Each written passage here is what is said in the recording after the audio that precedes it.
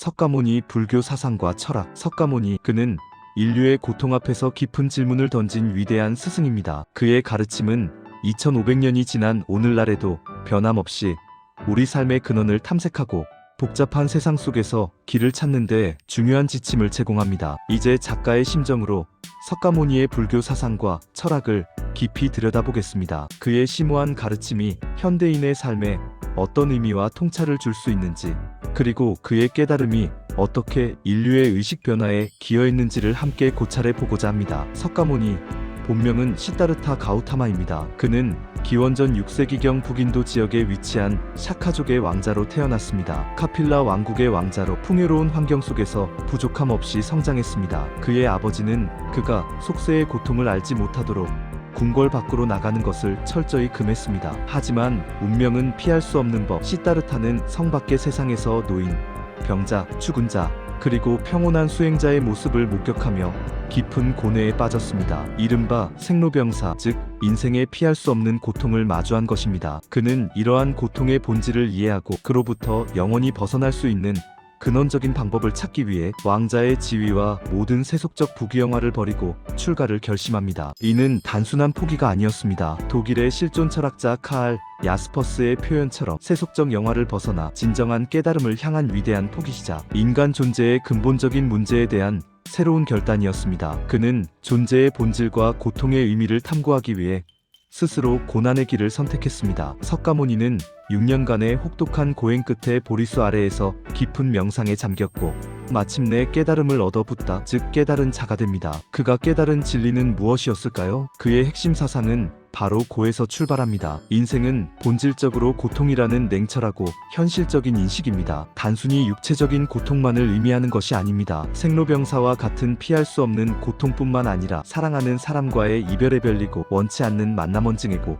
욕망이 채워지지 않는 모든 순간 구부듣고 그리고 끊임없이 변화하는 존재 자체의 온성고가 고통의 연속이라는 것입니다. 이러한 고통의 본질을 깊이 이해하고 그로부터 영원히 벗어나는 것이 불교 철학의 궁극적인 목표가 됩니다. 고통은 피해야 할 대상이 아니라 철저히 직시하고 그 원인을 제거해야 할 대상인 것입니다. 고통의 원인을 탐구하는 과정에서 석가모니는 무아 사상을 제시합니다.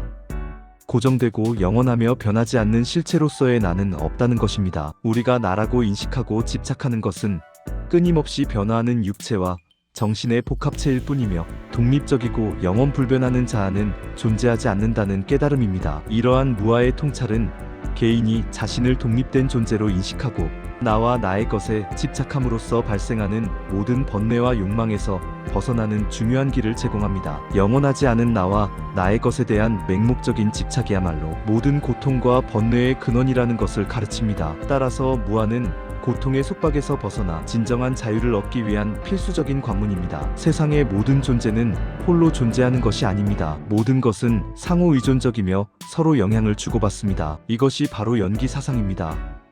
이것이 있기에 저것이 있고 이것이 생기기에 저것이 생긴다는 진리입니다. 세상의 어떤 것도 독립적으로 존재하지 않습니다. 모든 현상은 서로 연결되어 영향을 주고받으며 발생하고 소멸합니다. 하나의 존재는 수많은 조건과 원인에 의해 일어나며 그 조건과 원인이 사라지면 그 존재 또한 사라지게 됩니다. 이 연기 사상은 우리가 개별적인 존재가 아닌 거대한 우주의 복잡한 연결망 속에서 상호작용하는 한 부분임을 깨닫게 합니다. 이는 타인과 세상에 대한 깊은 이해와 공감, 그리고 모든 생명체에 대한 자비의 마음을 일으키는 중요한 철학적 기반이 됩니다. 연기는 고통의 원인이 어떻게 발생하고 소멸하는지를 이해하는 핵심 원리이기도 합니다. 불교의 중요한 개념 중 하나는 윤회입니다.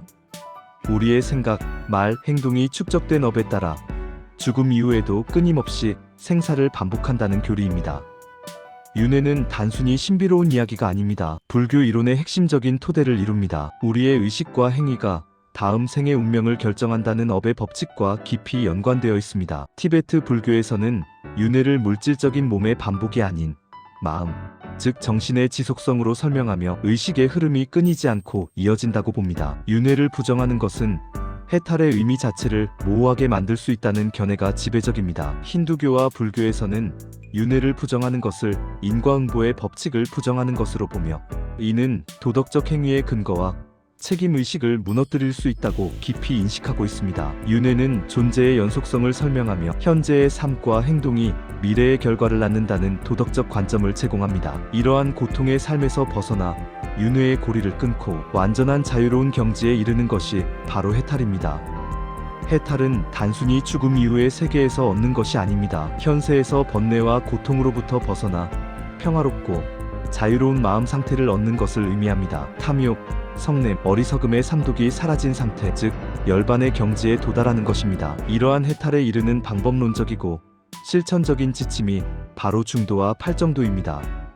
중도는 극단적인 고행과 극단적인 쾌락에 치우치지 않는 균형 잡힌 삶의 자세를 의미합니다. 석가모니는 출가 전 왕자로서 모든 쾌락을 경험했고 출가 후에는 6년간의 혹독한 고행을 통해 몸을 학대했습니다. 그는 이 모두가 고통으로부터 벗어나는 길이 아님을 스스로 깨달았습니다. 중도는 양극단을 피하고 지혜로운 통찰력을 바탕으로 바르고 적절한 길을 선택하여 살아가는 지혜로운 삶의 길입니다. 이는 과도한 욕심을 버리고 그렇다고 해서 무기력하게 현실을 등한시하지도 않는 삶의 균형을 찾아가는 철학적 태도입니다. 그리고 팔정도는 깨달음에 이르는 8가지 바른 길을 구체적으로 제시합니다. 첫째, 정견은 사성제의 진리를 바르게 아는 것입니다. 둘째, 정사유는 바른 생각과 결심을 하는 것입니다. 셋째, 정언은 거짓말, 비방, 악담, 이간질을 피하고 바른 말을 하는 것입니다. 넷째, 정업은 생명을 해치거나 도둑질, 음행을 하지 않는 바른 행위를 하는 것입니다. 다섯째, 정명은 정당한 방법으로 생계를 유지하는 바른 생활입니다. 여섯째, 정정지는 항상 바른 마음으로 노력하는 것입니다.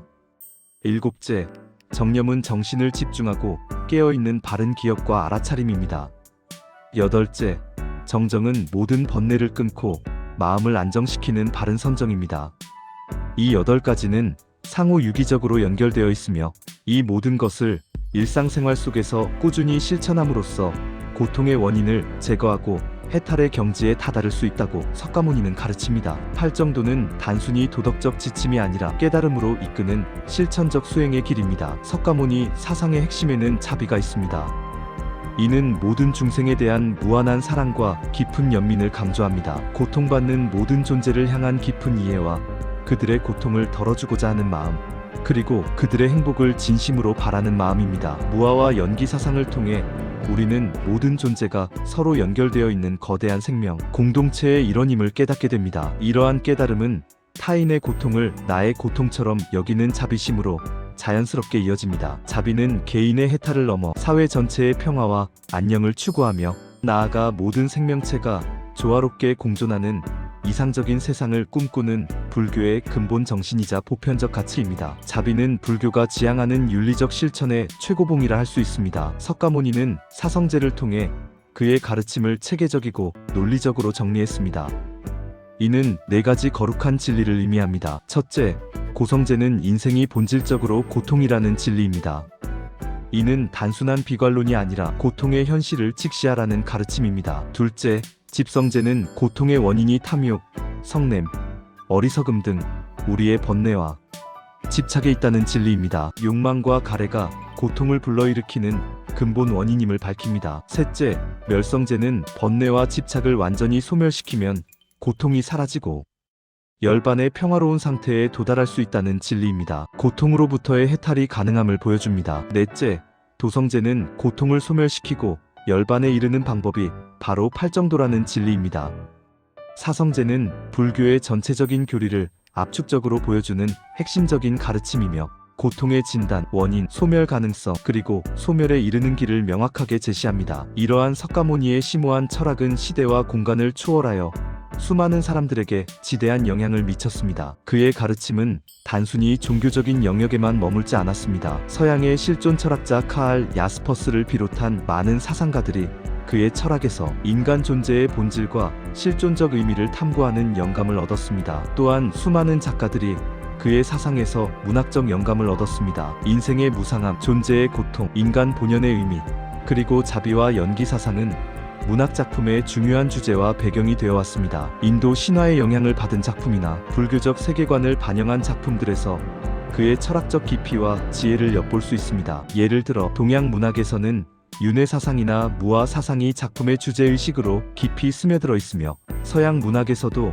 동양 사상의 영향을 받은 작품들이 점차 늘어나고 있는 추세입니다. 이는 석가모니의 사상이 보편적인 인간의 번뇌와 해탈에 대한 질문을 던지고 있기 때문입니다. 석가모니의 가르침은 그의 인멸 이후에도 끊임없이 발전하고 해석되며 다양한 형태로 계승되었습니다. 그의 가르침은 크게 대승불교와 부파불교라는 두 가지 주요 종파로 발전하며 아시아 각국의 역사와 문화, 예술, 그리고 사상 전반에 지대한 영향을 미쳤습니다. 대승불교는 개인의 해탈을 넘어 모든 중생의 구제를 목표로 하며 보살 사상을 강조합니다. 반면 부파 불교 상좌부 불교는 석가모니의 초기 가르침에 더욱 충실하며 개인의 해탈을 중요시합니다. 이러한 불교의 다양한 흐름은 각 지역의 문화와 융합하며 독특한 불교 예술과 건축 양식을 탄생시켰습니다. 또한 그의 삶과 깨달음의 과정은 팔상도와 같은 뛰어난 미술 작품으로 표현되어 도솔레이상 등 8장면으로 석가모니의 생애와 깨달음의 과정을 생생하게 보여주며